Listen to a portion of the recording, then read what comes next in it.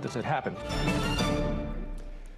And the markets had just as hard a time as the rest of us finding its footing, with the S&P swinging 5 points between big losses and big gains on Thursday alone after the CPI numbers came out. For the week, the S&P 500 was down 1.55%, the NASDAQ down over 3%, and yield on the 10-year was up over 13 basis points to close the week just above 4%. To help us sort out a wild week in the markets, we welcome now Joanne Feeney, partner in Advisors Capital Management, and Lizanne Saunders, Chief Investment Strategist at Charles Schwab. So welcome back, both of you, to Wall Street Week. Let me start with you, Lizanne. What happened this week? I feel like we got hit by a Mack truck.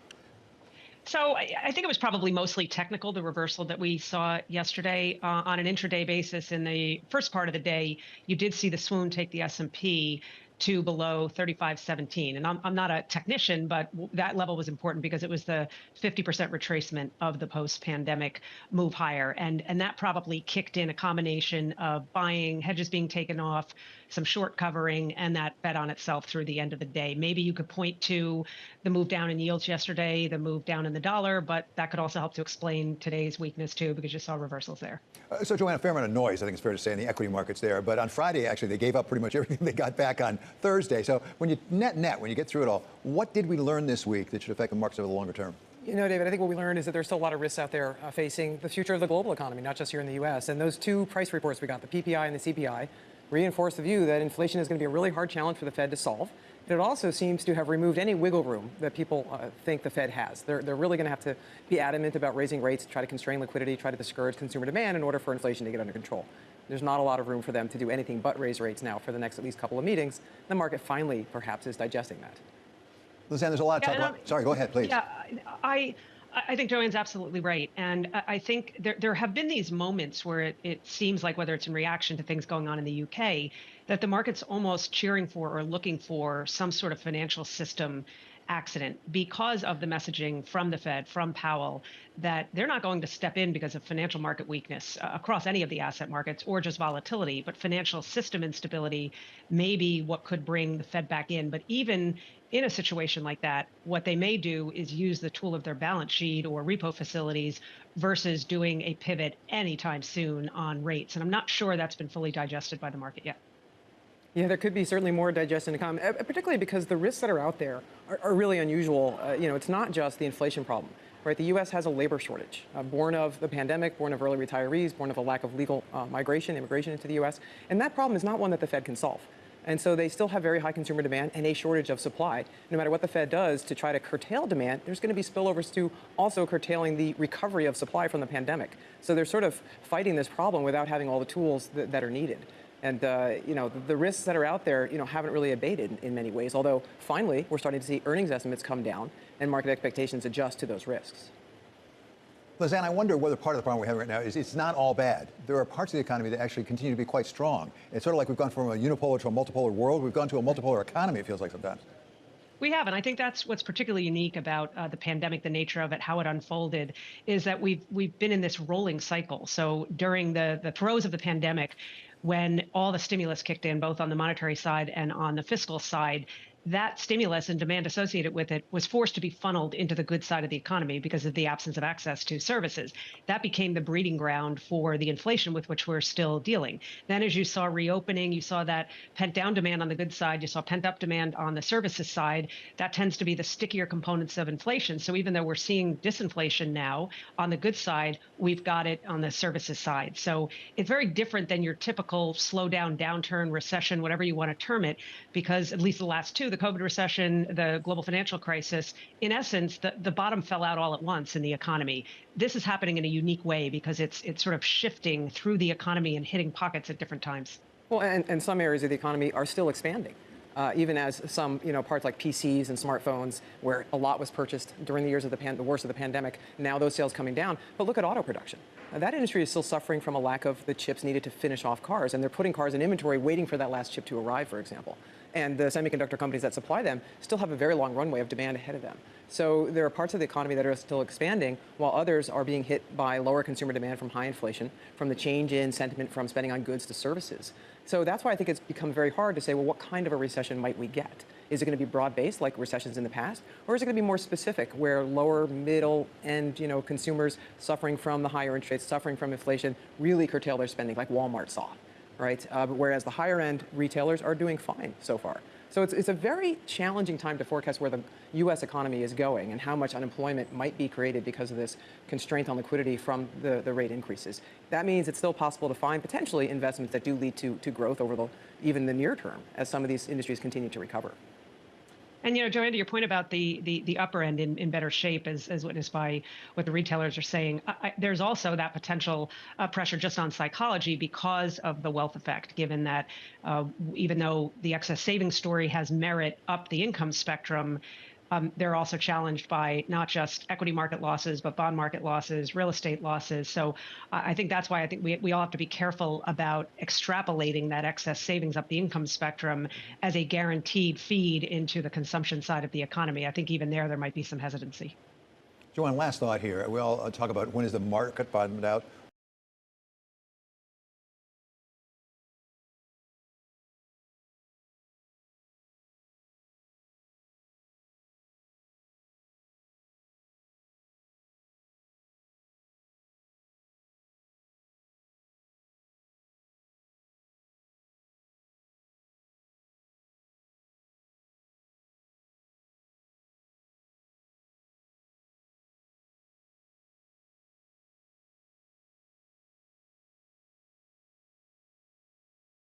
When is the bad news bottomed out? When do we know we got it all out? We know how to deal with it. We'll build from here. Well, I think you almost never know that ever. I mean, think about the risk the global economy is facing, right? It's not just the U.S. and inflation problems globally, right? We have the war in Ukraine, and there are some maybe low probability but very large risks associated with that. And then you have China and their continuing zero COVID policy, which seems to be having rolling disruptions to supply, which don't help our inflation problem.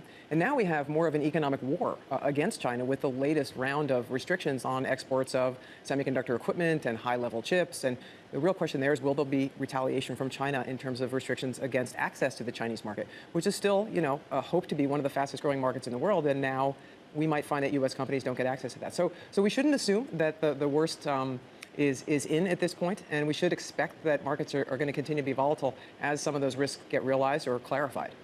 Joanne Feeney and Lizanne Saunders will be staying with us as we try to figure out what to do with our money in these turbulent times. That's coming up next on Wall Street Week on Bloomberg.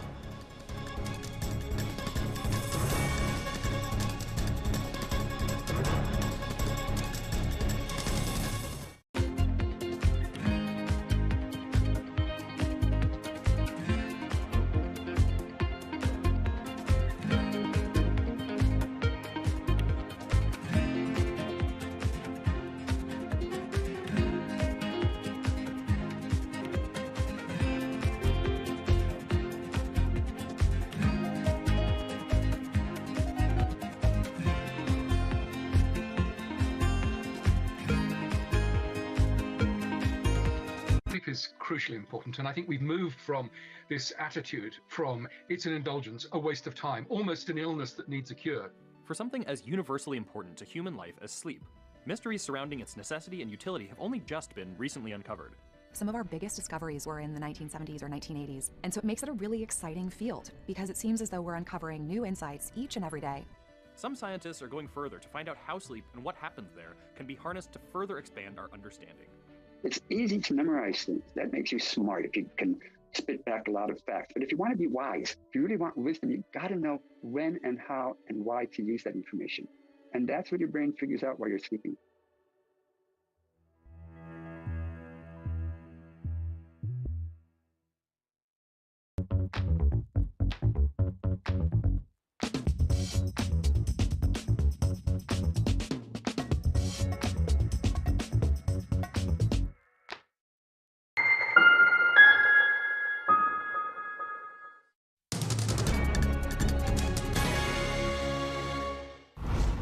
Well, this was the week when Wall Street got much of what it had been asking for, and then decided, quite characteristically, that it didn't like it. The economy is simmering down, as requested. Industrial production took its worst fall in more than a year. Business inventories are rising ominously. And the Housing Industries Trade Association said its members were virtually out of business. That, of course, was Louis Rukeyser on Wall Street Week back in 1981, believe it or not, 41 years ago now, when all the markets wanted was a slowing economy and the lower interest rates that they thought would come with that. The big movie that week was a romantic comedy, you may not remember it, with Burt Reynolds, named Paternity. And the #1 song was Arthur's theme from that Dudley Moore film named Arthur. Now the problems are very different as interest rates are on the way up, not down, and the economy is still very robust by most measures. Still with us are Joanne Feeney of Advisors Capital Management and Liz Ann Saunders of Charles Schwab. So, Joanne, let me come to you. The question is, what do we do with our money in this world? Where does it make sense to invest with this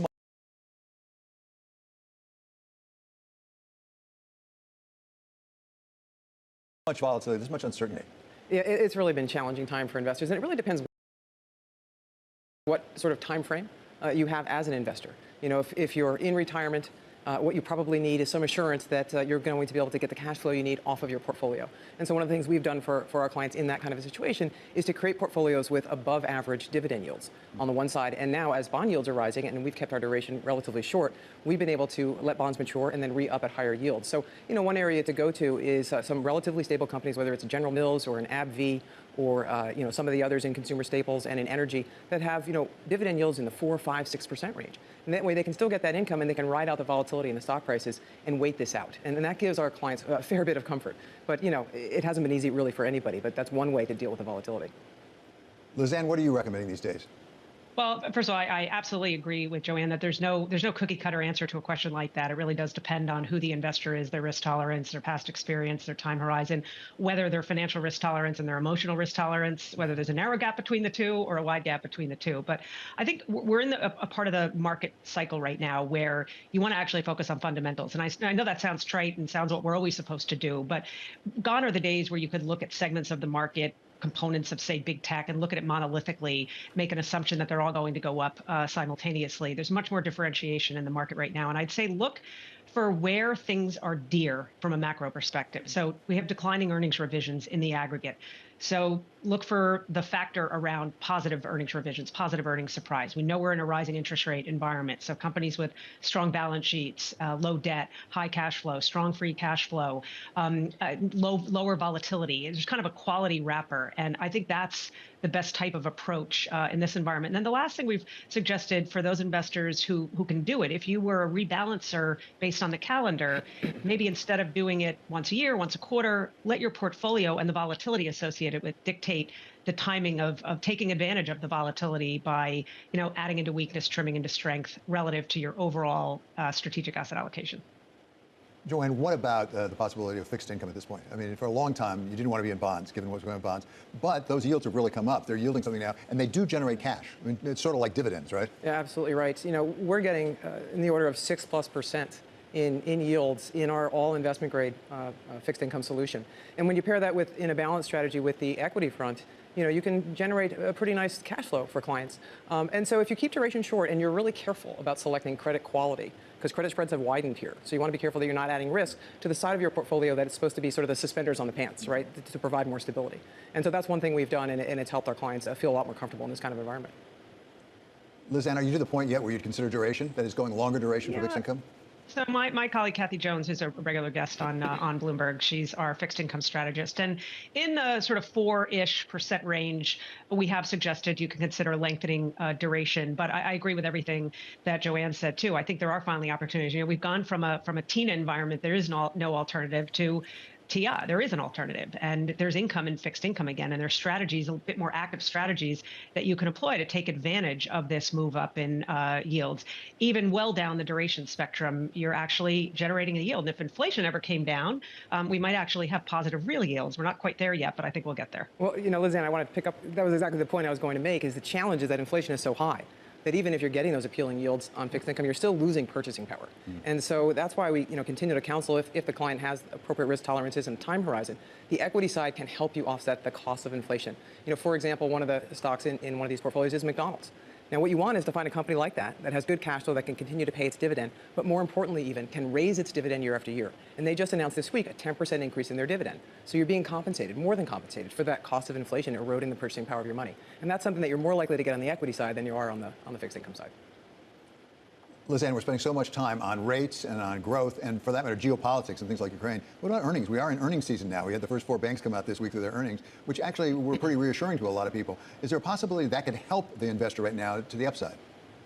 It's possible. I think the rub, though, is that even if we end reporting season with some sort of positive beat rate, we have to recognize that estimates have been coming down since the April-May period of time, both for the second half of 2022 and the first half of 2023. So it has been a lowered bar, and much like the second quarter, we're still early, but expectations are that energy pretty much is all the earnings growth. So consensus right now, once the quarter is all said and done, a month from now or so, you'll have 3% overall S&P earnings growth. But exclude energy, that goes down to minus 3%. And that's, if that's the case, that would be worse than the second quarter. And I think the path of least resistance for estimates is still down. I'd also say really important to watch and listen in earnings season, not just for did you beat your numbers, what were your profit margins, what's your profit margin outlook? If you're a multinational company, the impact of the incredibly strong dollar, whether you're hedging it or not, the impact of inflation, whether you have a lot of fixed costs or variable costs, what your labor costs are. So I think it's a lot of the details under the surface that matter as much as just the top line reading. Joanna, are you taking into account earnings right now in your investment decisions? What are you anticipating? Well, estimates have come down a lot, as Liz Ann was saying. The real question, I think, around this earnings season is going to be guidance. And given the uncertainty and the real risks that are out there, I think companies are going to be extremely cautious. And I think investors expect that. It's really kind of a waiting game. We don't know if, when, how large a recession will be, how broad it will be. So investors are going to look to companies to get some clues about that. The companies that are out there on the ground, whether it's a Texas Instruments providing chips to the auto industry, or a company providing chips to Apple. And that guidance, I think investors are going to learn from. And I don't think they're going to hope for too much. I think we're expecting not very strong guidance for the fourth quarter. I think a lot of companies are going to defer and say, we're going to be more cautious, we're going to cut some costs, we're preparing for things to slow down. And that doesn't necessarily mean you have to change your investment allocations, though.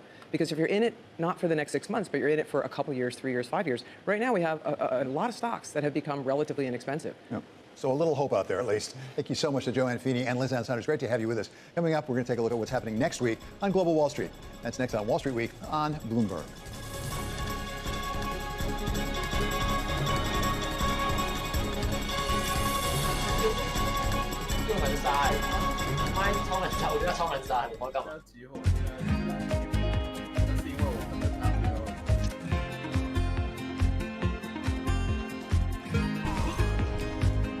I don't know how to make it game。对面拳王真的有点烦哦，拳有点强哎，怎么办？有点烦哦，有点强。我关掉，我去倒垃圾，然后我去倒垃圾。 I think that it's hard to put your head around any narrative. Like, just be honest. We've had sort of a shift in, are we in some sort of stagflation fears moment? People were talking about that all day yesterday. You will shed light on dark matter. You will make aging optional.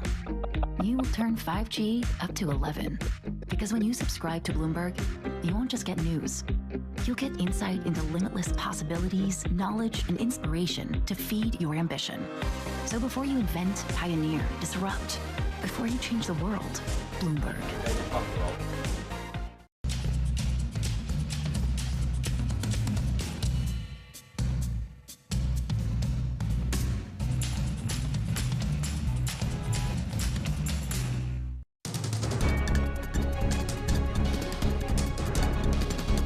This is Wall Street Week. I'm David Weston. It's time now to look ahead to next week on Global Wall Street, starting with Juliet Sally in Singapore. Thanks, David. China will dominate the agenda in the week ahead. Following the Party Congress, the PBOC sets its one-year rate on Monday. Bloomberg Economics expects it to remain unchanged. Tuesday, we'll see a data blitz with third-quarter GDP likely to show only a weak recovery, and September activity highlighting consumption weakness and the important role public investment is playing in propping up the overall recovery. Elsewhere, Bank Indonesia is likely to hike by 50 basis points, and Australia will probably report moderate jobs growth for September. Now over to Guy Johnson in London. Guy? The UK will remain the centre of attention both in Europe and globally. Monday, the big question, will the gilt market be able to cope without the recent support provided by the Bank of England, or will Governor Bailey be forced to step back in? We've got gilt auctions peppered throughout the week. Wednesday, we get inflation data. We also get housing data. And then on Friday, we get retail sales. Plus, we've got S&P and Moody's both updating their UK credit rating. We've got earnings also throughout the week. Food giants Danone and Nestle are reporting Tuesday and Wednesday. Wednesday, we also see the chip equipment maker ASML reporting numbers. Pay attention to that one. And then on Thursday, we get ABB, Volvo and L'Oreal. A focus on earnings in the week ahead with reports from Bank of America, Goldman Sachs, Verizon, Netflix, Tesla, and IBM. But also pay close attention to chip equipment maker Lam Research. The semiconductor industry is reeling right now from the Biden administration's new restrictions on doing business with China. Restrictions that hit at a time when the industry was already grappling with a slowdown in demand. Economic data next week include industrial production, housing starts, and existing home sales. Elsewhere, shareholders of Spirit Airlines are scheduled to vote on whether to move forward with JetBlue's $3.8 billion offer to buy the company. And if you're a sports fan, a great week ahead for you. The NBA regular season tips off on Tuesday, and Major League Baseball's postseason advances with the league championship games. Thanks to Juliet Sally, Guy Johnson, and Romaine Bostic. Coming up, if we're really serious about getting to zero emissions, experts say expanded nuclear power has to be part of the plan. We'll talk about the challenges and the opportunities with Christine Todd Whitman, former administrator of the Environmental Protection Agency. This is Wall Street Week on Bloomberg.